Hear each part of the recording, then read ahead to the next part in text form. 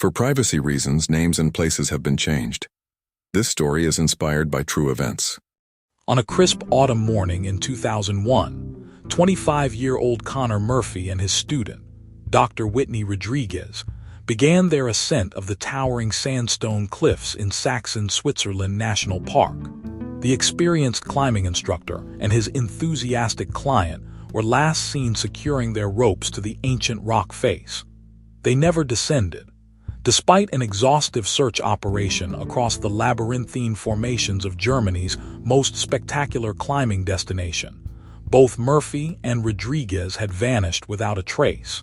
For 16 long years, their families lived with devastating questions, while the climbing community wrestled with the mysterious fate of two skilled climbers who seemed to defy the laws of possibility by disappearing while properly secured. Then, in 2017, a group of climbers made a discovery that would unravel a sinister web of greed, murder, and an underground wildlife trafficking operation. This is the complete investigation into what happened to Connor Murphy and Whitney Rodriguez in the shadow of the Saxon cliffs. Before we continue, let us know where you're watching from, and if you enjoy this content, consider liking and subscribing to our channel. Now let's continue. On the morning of May 15, 2001, the towering sandstone formations of Saxon, Switzerland National Park stood silent under a clear spring sky.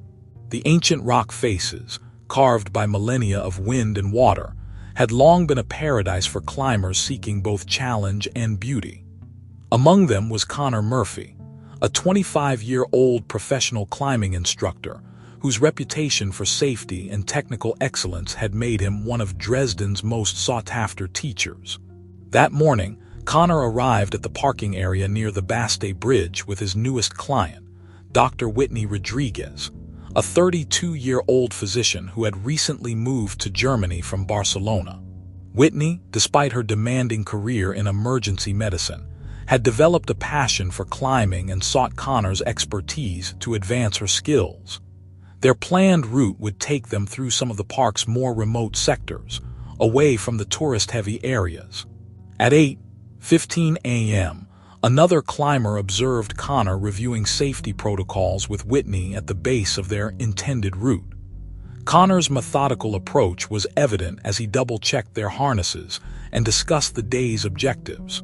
They were last seen alive at 9:30 a.m., roughly one-third up the face of the Königstein Formation, making steady progress on what should have been a 6-hour climbing session. The first sign of trouble came at 3:45 p.m. when Connor failed to check in with the park's climbing registry, a standard procedure he had never missed in his 6 years of professional guiding.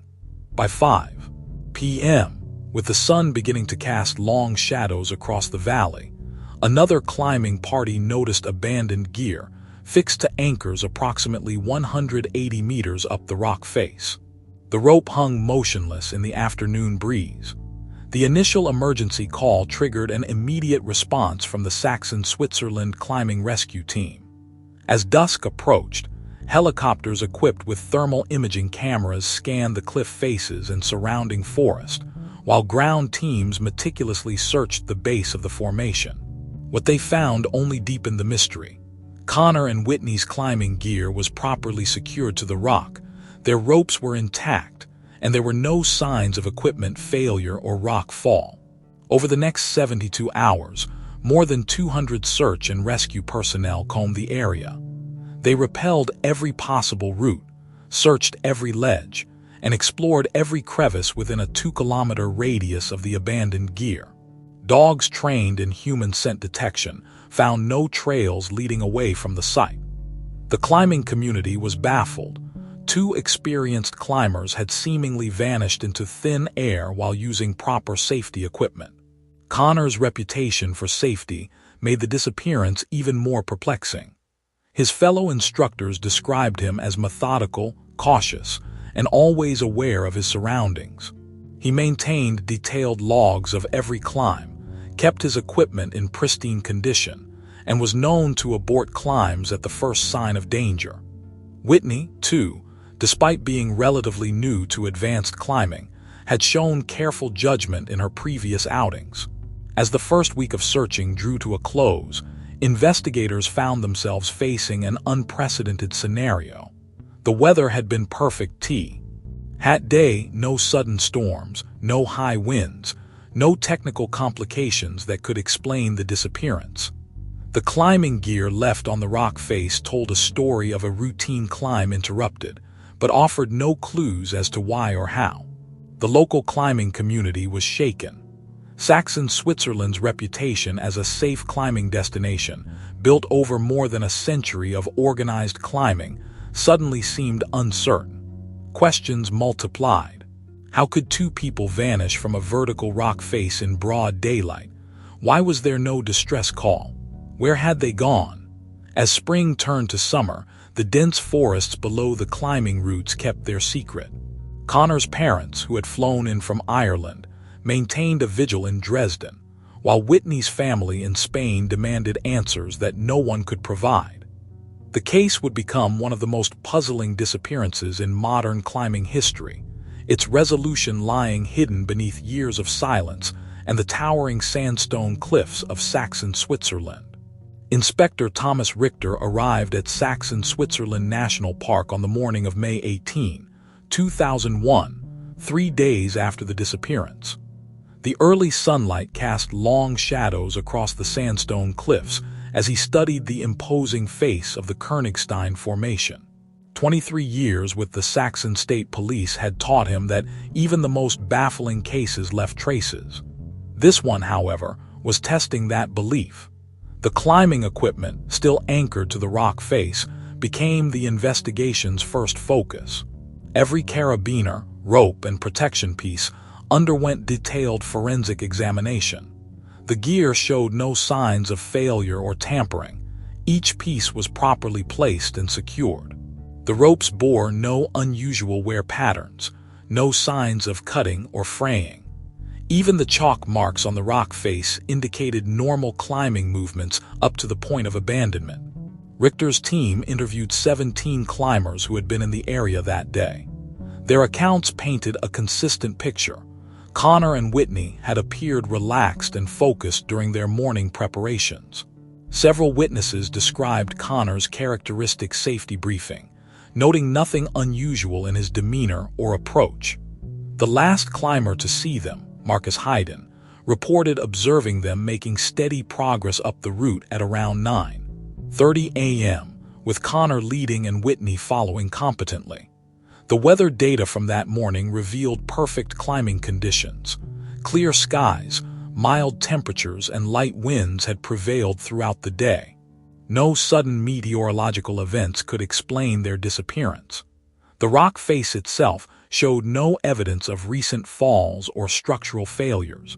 Delving into both victims' backgrounds yielded nothing suspicious. Connor's climbing logs, retrieved from his apartment in Dresden, showed meticulous planning and risk assessment for every previous climb. His bank records, phone records, and personal relationships revealed no hidden troubles. Whitney's life similarly offered no clues. Her move to Germany had been well planned. Her medical career was thriving, and her enthusiasm for climbing was well documented through social media posts and communications with family. As May turned to June, Richter expanded the investigation's scope. Teams conducted detailed surveys of all possible descent routes, while geologists examined the cliff face for hidden crevices or caves. Underground mapping experts ruled out the possibility of unknown caverns or fissures large enough to conceal two people. The most puzzling aspect remained the abandoned gear. Experienced climbers don't simply leave their anchored ropes and walk away.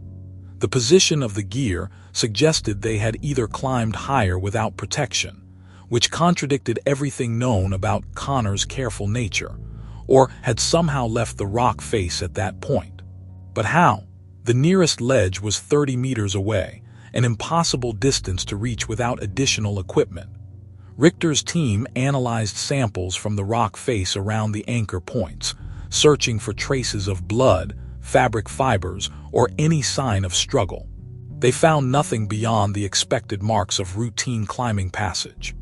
DNA analysis of the climbing gear confirmed only Connor and Whitney had handled it. By late June, the investigation had generated over 300 pages of reports, but no workable theory of the disappearance. Each potential scenario, accident, voluntary disappearance, foul play, contained logical gaps that couldn't be resolved. The case began to haunt Richter, who had never encountered a disappearance so completely devoid of explanatory evidence. Local climbing guides were interviewed multiple times, their routes and schedules scrutinized for any overlap with Connor and Whitney's planned climb. Park employees underwent background checks. Every vehicle that had entered or left the park that day was traced, and its occupants contacted. Still, no clear picture emerged of what had happened during that seemingly ordinary May morning. As summer progressed, the investigation gradually lost momentum. The physical evidence had been exhausted, witness statements analyzed and reanalyzed, and every reasonable theory explored. Richter kept the case file on his desk, returning to it regularly, convinced that somewhere in the growing stack of reports lay a detail that would make sense of the impossible disappearance. The years following Connor Murphy and Whitney Rodriguez's disappearance settled like dust over Saxon, Switzerland, each passing season dimming hopes of resolution. The case file, once active with daily updates, grew thinner with time. By 2003, the dedicated investigative team had dwindled to Inspector Richter alone, who continued to review the evidence during quiet moments between other cases. The climbing community's initial shock evolved into a persistent unease. Local guides modified their routes to avoid the sector where Connor and Whitney had vanished, though they couldn't quite explain why. The spot became known among climbers as the Murphy Point, its mention drawing silent nods of recognition in Dresden's climbing gyms. Connor's parents, Michael and Sarah Murphy, returned to Ireland but maintained contact with German authorities through monthly calls that grew progressively shorter as there was less to discuss. They established a small scholarship in Connor's name at his former climbing school, ensuring his passion for teaching would survive. In Barcelona, Whitney's family marked her absence at medical conferences where she should have presented research, her empty chair at symposiums a reminder of promise unfulfilled. The case resurfaced briefly in 2006 when a Turkish climber disappeared in similar circumstances in the Elbsandstein region. For 3 tense days, the climbing community held its breath, but the climber was found alive, having taken a wrong turn on a descent route. The incident stirred painful memories and prompted a fresh review of Connor and Whitney's case, yielding nothing new.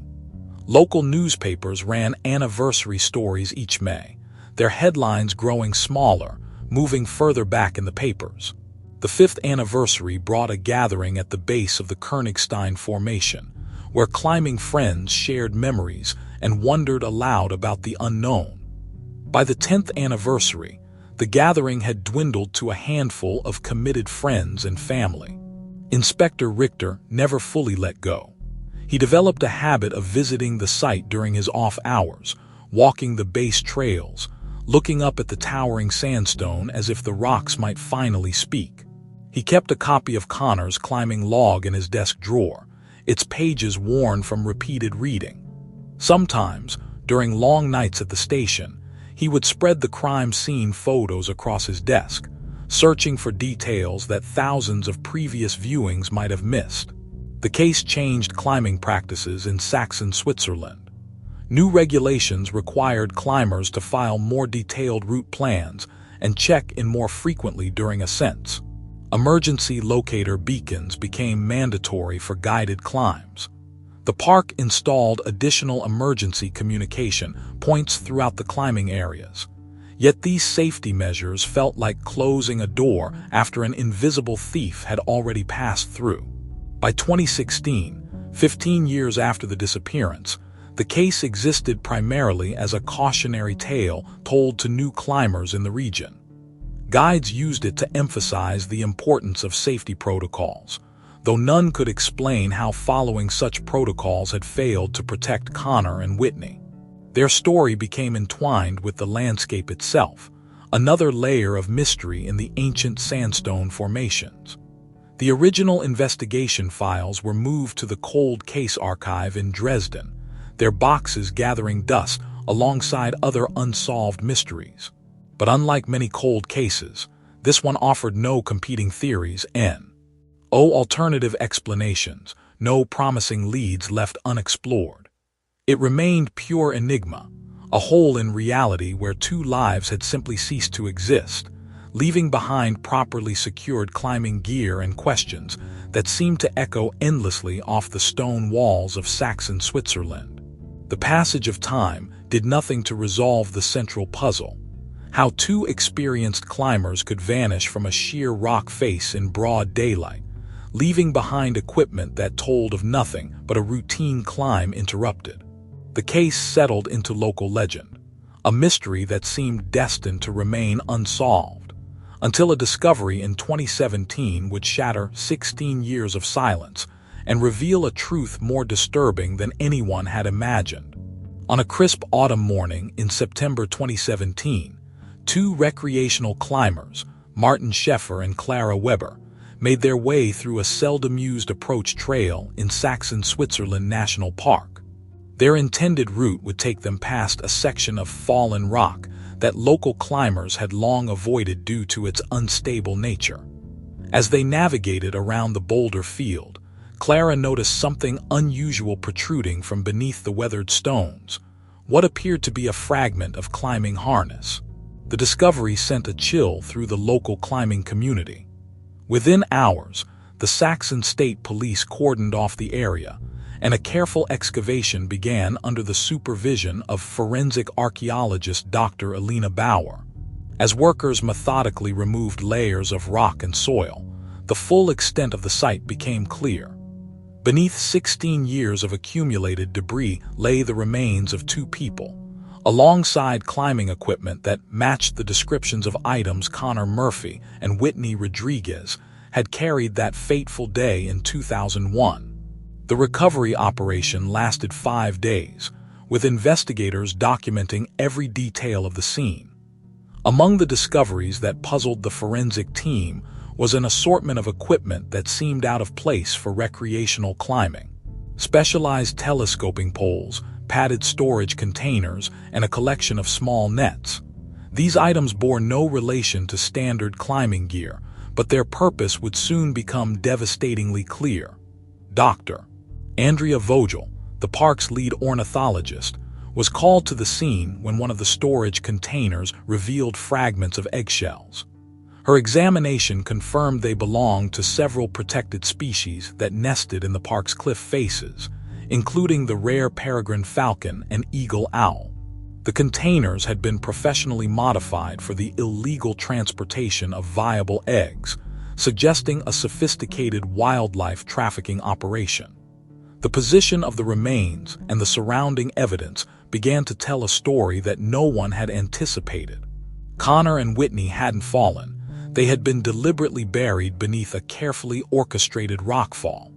The location was far from their planned route, in an area known for its dense population of cliff-nesting birds.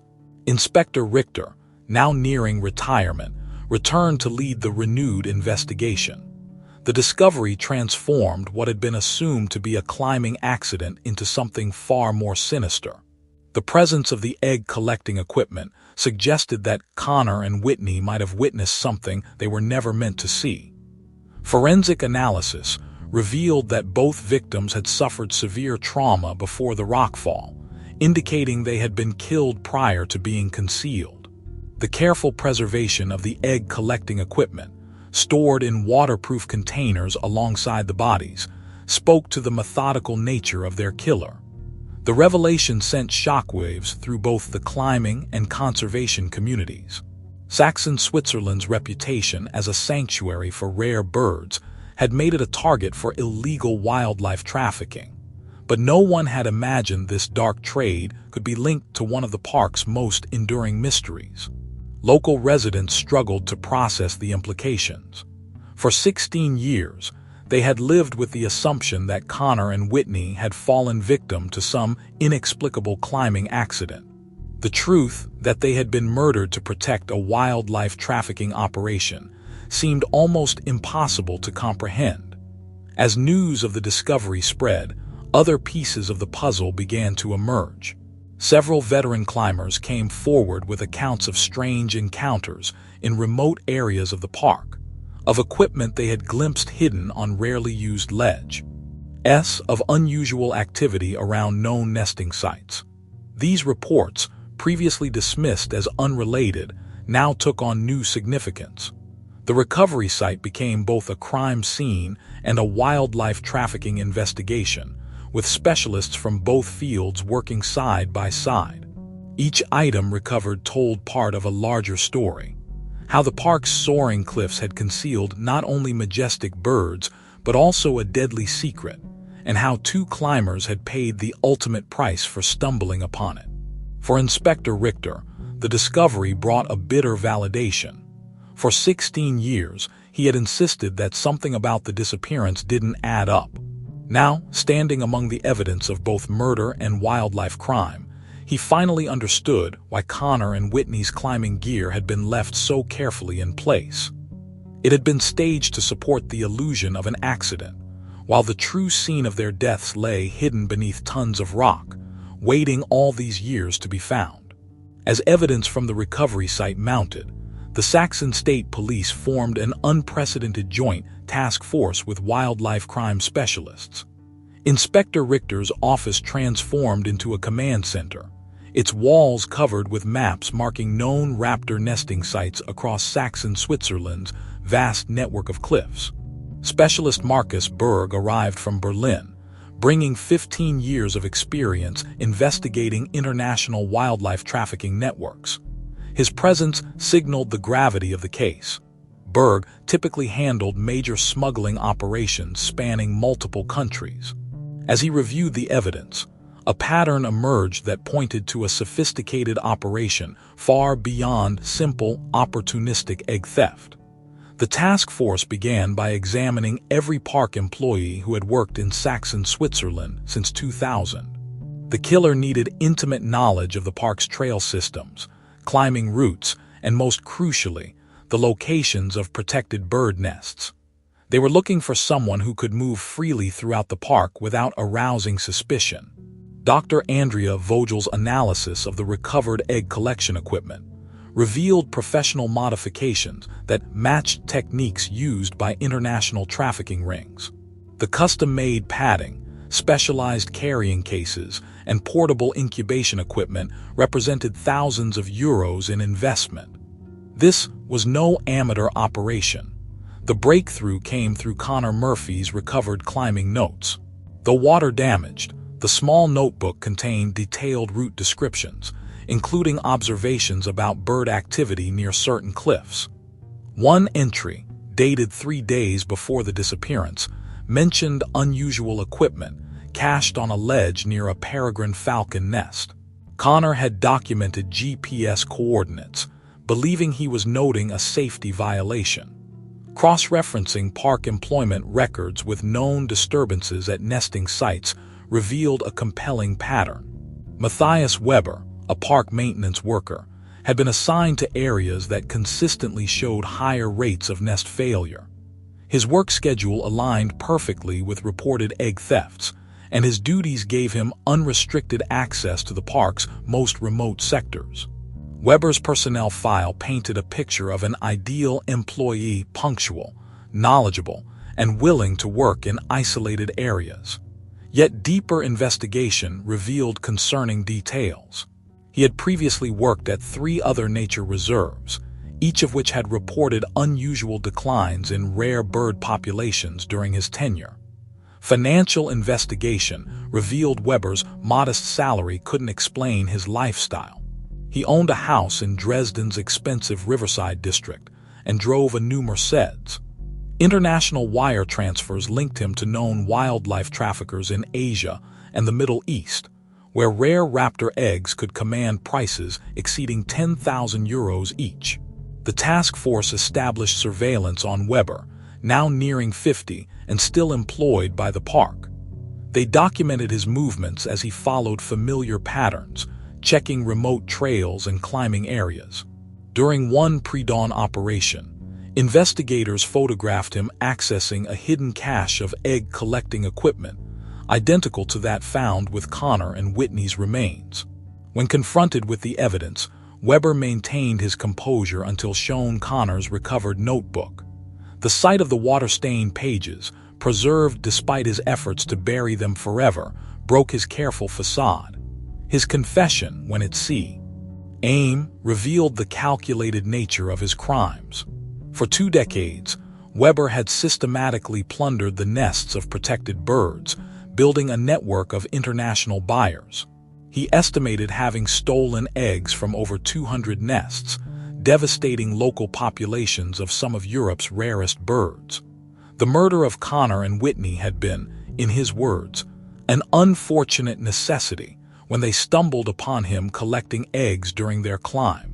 The investigation expanded to trace Weber's international connections, revealing links to wildlife trafficking networks stretching from Germany to China.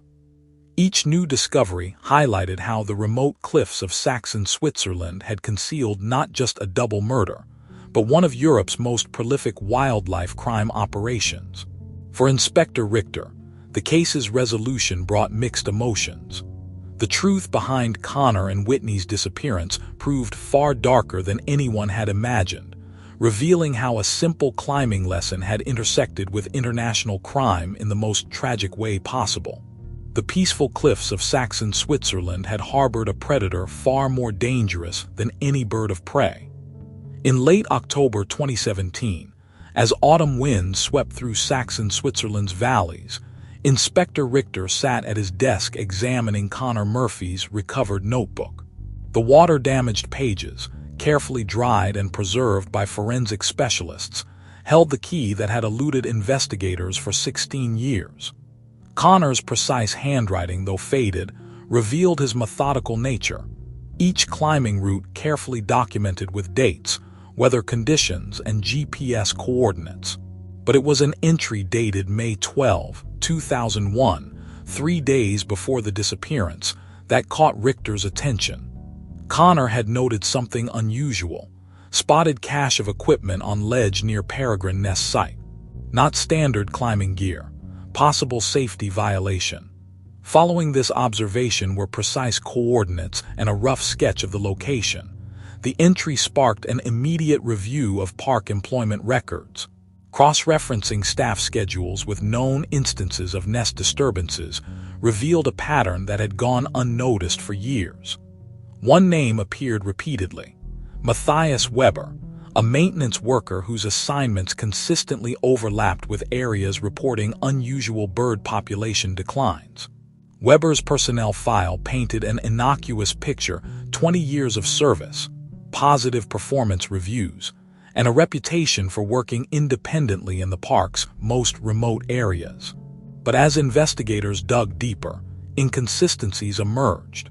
Despite his modest salary, Weber owned a luxury home in Dresden and drove expensive vehicles. Financial records revealed regular wire transfers from accounts in Asia and the Middle East, each payment coinciding with breeding seasons of protected bird species. The surveillance operation began quietly. Teams monitored Weber's movements through the park, documenting his deviation from regular maintenance routes to visit remote cliff faces. During one pre-dawn shift, photography teams captured Weber accessing a hidden equipment cache identical to the gear found with Connor and Whitney's remains: specialized poles, padded containers, and climbing equipment modified for accessing nest sites. When confronted with the evidence in the Saxon State Police headquarters, Weber maintained his composure. He deflected questions about the wire transfers, offered plausible explanations for his wealth, and calmly denied any knowledge of Connor and Whitney's fate. But when Richter placed Connor's recovered notebook on the table, something changed in Weber's expression. The sight of those water-stained pages, somehow preserved despite his efforts to bury them forever, cracked his carefully constructed facade. His confession emerged slowly at first, then in a torrent of detail. For over 20 years, he had systematically plundered the nests of protected species, supplying rare eggs to collectors worldwide. The murder of Connor and Whitney had been, as he clinically described it, an unfortunate necessity when they stumbled upon him collecting peregrine falcon eggs during their climb. Weber's confession revealed the operation's scope: over 200 nests robbed, countless protected birds lost, and an international network of buyers paying premium prices for rare specimens. He had chosen Saxon, Switzerland for its isolated climbing routes and abundant rare species, using his posit, Ian as park employee to move freely through restricted areas. The investigation expanded rapidly. Wildlife crime specialists traced Weber's connections to trafficking networks stretching from Germany to Asia. Each revelation highlighted how the remote cliffs of Saxon, Switzerland had concealed not just a double murder, but one of Europe's most prolific wildlife crime operations. For Inspector Richter, watching Weber detail his crimes with cold precision, the truth behind Connor and Whitney's disappearance proved far darker than anyone had imagined. A simple climbing lesson had intersected with international crime in the most tragic way possible. The peaceful cliffs of Saxon, Switzerland, home to soaring birds of prey, had harbored a predator of a different kind, one who had turned a sanctuary for rare species into a killing ground to protect his criminal enterprise. The criminal trial of Matthias Weber began in Dresden on a cold January morning in 2018, drawing international attention to the small courthouse. Journalists from wildlife conservation publications sat alongside crime reporters, all seeking to understand how a respected park employee had orchestrated both a sophisticated wildlife trafficking operation and a double murder that had haunted Saxon, Switzerland for 16 years. Weber's appearance in court struck many observers as jarringly ordinary. A middle-aged man in a neat suit, his graying hair carefully combed, looking more like a bank manager than someone capable of cold-blooded murder. Yet as prosecutors presented their evidence, the calculated nature of his crimes became clear. For 2 decades, he had systematically exploited his position to steal eggs from protected species, building a network that spanned continents and generated millions in illegal profits. The testimony of Dr. Andrea Vogel proved particularly damning. Her analysis revealed the devastating impact of Weber's activities on local bird populations. Peregrine falcons, eagle owls, and other protected species had seen dramatic declines in successful breeding pairs. Some species had abandoned traditional nesting sites entirely, disrupting decades of conservation work. Connor Murphy's recovered notebook served as silent testimony to the tragic intersection of his final climbing lesson with Weber's criminal enterprise. The young instructor's detailed observations, presented in court through high-resolution photographs of the water-damaged pages, demonstrated how close he had come to uncovering the operation. His last entry, made the morning of the fatal climb, noted his intention to report suspicious activity near the nesting sites to park authorities. The evidence of Weber's methodical attempt to conceal his crimes proved overwhelming. Forensic analysis showed how he had carefully staged the climbing gear to suggest an accident, while deliberately concealing Connor and Whitney's bodies beneath a manufactured rockfall. The discovery that he had continued working in the park for 16 years afterward, passing the site of his crimes almost daily, sent shivers through the courtroom. In March 2018, the court handed down its verdict. Weber received 20 years for the murders of Connor Murphy and Whitney Rodriguez, with additional sentences for wildlife trafficking that ensured he would spend the remainder of his life in prison. The judge's remarks emphasized how Weber had not only taken 2 lives, but had also betrayed his position as a protector of natural heritage. The case prompted significant changes in park security and wildlife protection protocols. New monitoring systems were installed near known nesting sites, while climbing permits now required detailed registration and tracking. The park established the Murphy Rodriguez Memorial Fund, supporting both climbing safety initiatives and raptor conservation projects. For the families, the verdict brought long-awaited answers but little comfort. Connor's parents, Michael and Sarah Murphy, spoke outside the courthouse about their son's legacy, living on through enhanced protection for the wildlife he had inadvertently died trying to protect. Whitney's family established a scholarship in her name at the hospital where she had worked, ensuring her commitment to helping others would continue. Inspector Richter retired shortly after the trial, having finally closed the case that had occupied nearly a third of his career. In his last official act, he oversaw the return of Connor's note. Booked to the Murphy family, the water-damaged pages now carefully preserved in a climate-controlled case, a testament to how detailed observation and dedication to truth can eventually bring justice, even after 16 years of silence. The sandstone cliffs of Saxon, Switzerland gradually reclaimed their serenity, though climbers now speak in hushed tones when passing the site where Connor and Whitney made their final ascent.